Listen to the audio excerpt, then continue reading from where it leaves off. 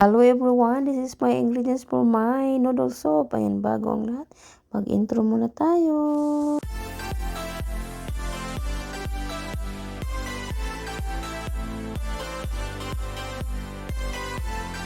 Ayan, that's our dinner guys. Ayan, magluluto na tayo. Sinatad ko na siya para hindi na ano. So ayan, meron tayong carrots, mushroom, ginger, and spring onion, chili, and ano ba tawag dito? Repolyo. Repolyo, ayan. Tama yung repolyo. Ayan, mag-umpisa na tayo, guys. Mag-umpisa na tayo sa ating saghon. Kunti lang. Kunti lang yung lagay natin. Olive oil yung gamit natin. Olive oil. Ayan, ginagawa lang siya.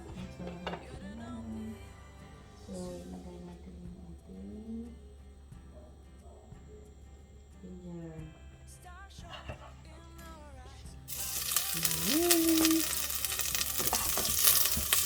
Kailangan natin yung apoy kasi masunog siya. Madali lang siya. Mabilisan lang. Tapos ilagay natin yung carrots. Ganda ng kulay din.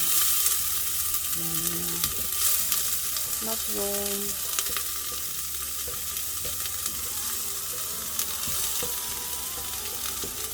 Sabi na yan.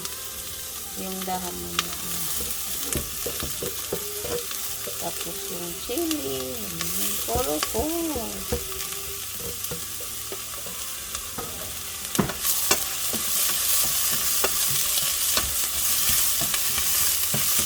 Tapos of course yung ano natin paborito.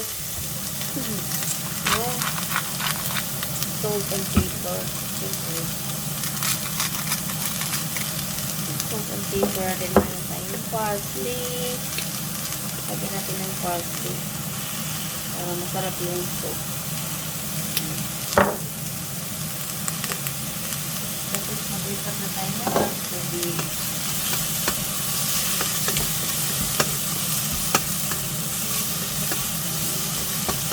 Kunting pa lang.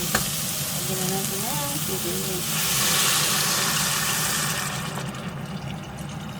Kunti lang kasi isa lang naman. Tikman. Ang ganda ng kulay, di ba?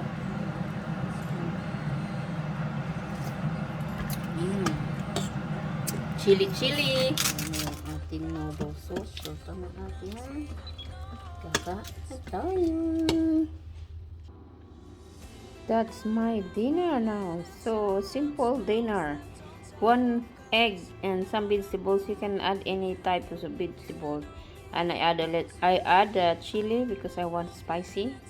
So that's my dinner, guys. Thank you so much. I hope you like my simple idea na very budget food. So noodles and egg, and you can add some vegetables if you have some vegetables in the garden, green leafy vegetables, whatever. You can do anything you like. Alright guys, thank you so much. Love you all. Thank you. Don't forget to like and share Kbea's vlog. Bye bye. Love you to all of you. Bye.